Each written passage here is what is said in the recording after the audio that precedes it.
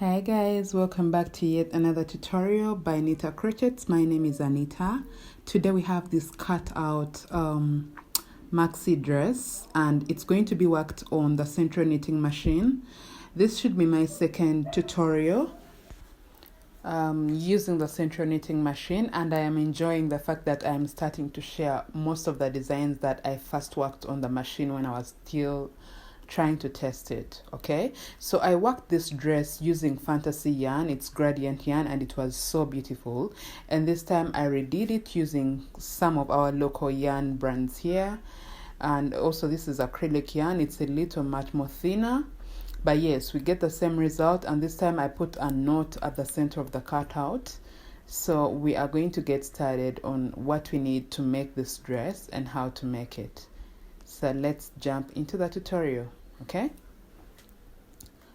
as you can see, first of all, I have my SENTRO knitting machine. I think every time I use this machine I have to explain that I broke my tension lever and my row counter doesn't work. I hope you all just get used to all this, because sometimes most of you will be asking me how many rows did you work for a project. I literally don't know unless I have redone that very same project on my other heavy duty knitting machines. Okay, so for this dress, it's very simple. We are just going to be working tubes, nothing more. Okay, no panels, nothing more, just tubes. And I'm working with a local yarn brand. It is Seagull, 100% acrylic, and it is size 2. It's a little bit lightweight. I usually make these dresses because I want that see-through effect, just in case someone is looking for a beach cover-up. But if you're looking for a real like dress you can walk out with on a dinner or something, then you need to use thicker yarn, a little bit thicker yarn, maybe like thicker yarn. It's going to give you the result of gauge and also I don't know, not transparency, but it will be a little bit thicker than what this is. So first things first, we cast on our yarn. It's just getting your yarn strand and going back and forth with every needle. I am working with a 48 needle machine, so yeah, you go all the way around casting on your yarn. And of course what happens next is you just keep going round and round with all the needles to create the tube that we need. I honestly cannot tell you how many rows I worked for the upper tube, but anyway, you need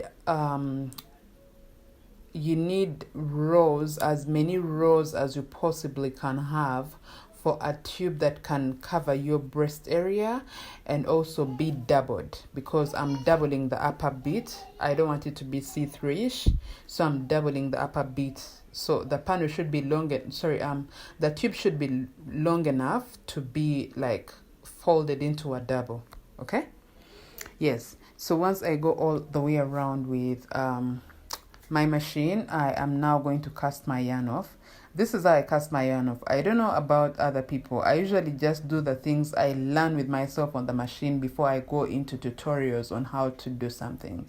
So it allows me make as many mistakes as I possibly can to learn the machine and how it works much more well. So for me, this is how I do it. I get my yarn needle and go through like that,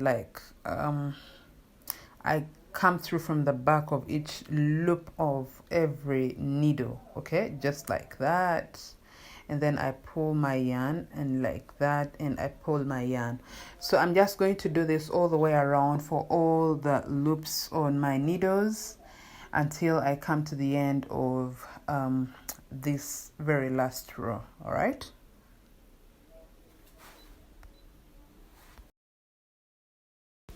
Now what happens, once again, I am going to cast on my yarn and now go all the way around and make as many rows as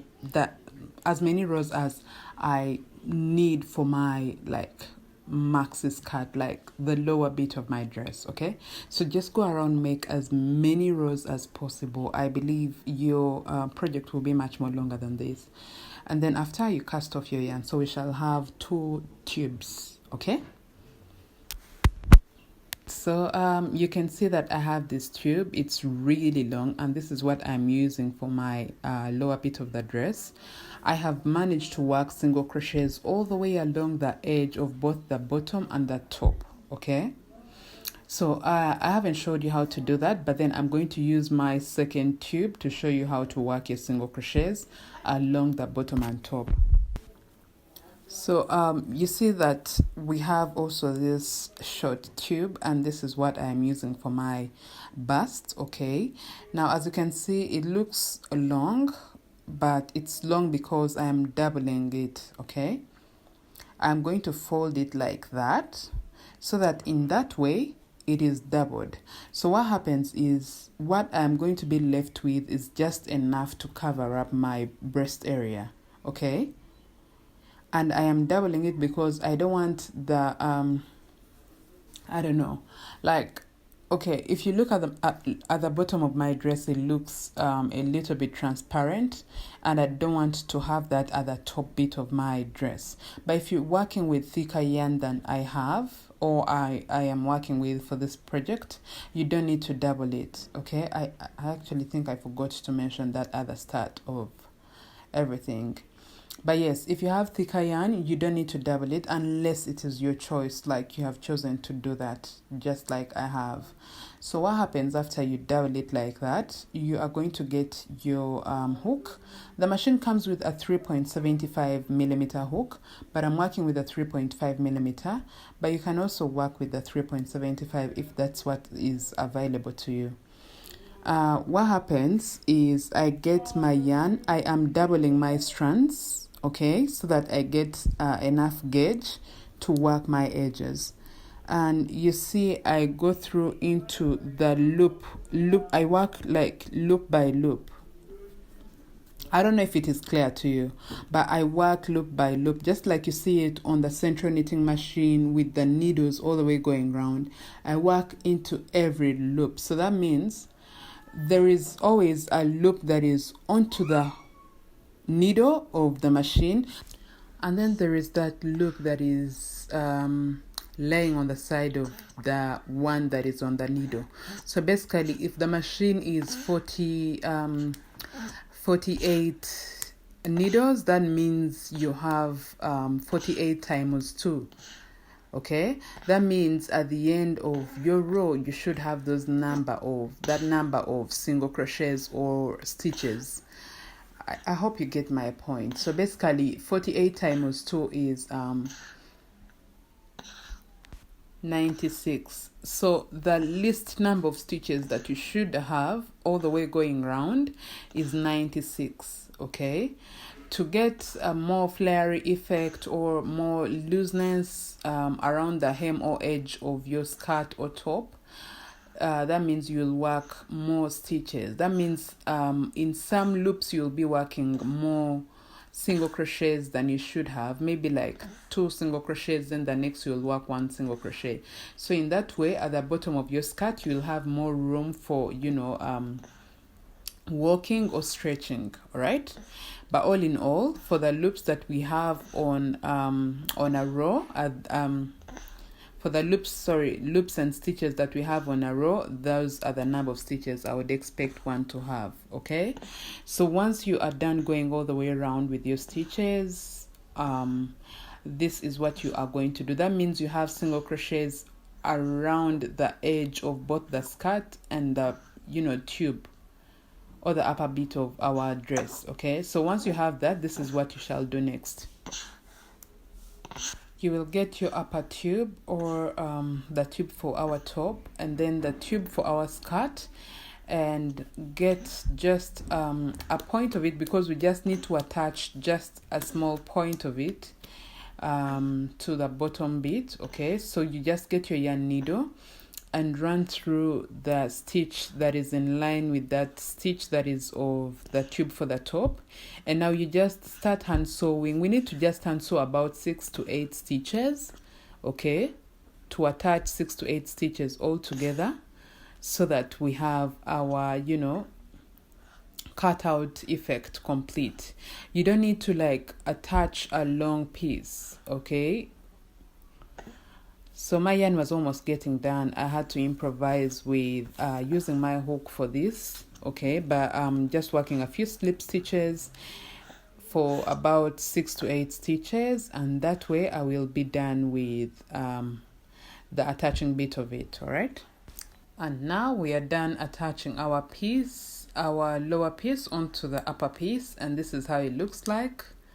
I just figured I had to turn this in out, so I'm just going to turn the upper bit so I get exactly what I'm looking for, just like that. So yeah, it's done and complete. When I first made this dress, my client was like, I don't like the seam because it appears like it is not done well, just like you saw the very first green dress, okay?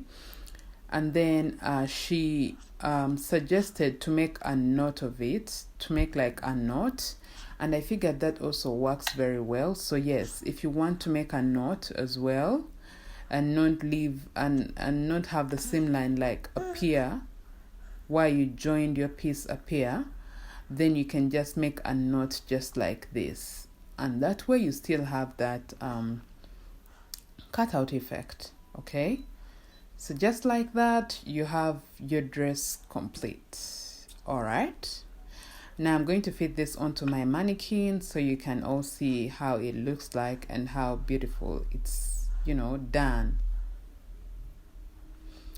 Also, the last thing is, the best thing I love about this project is there is no hassle like trying to make it. It's so simple.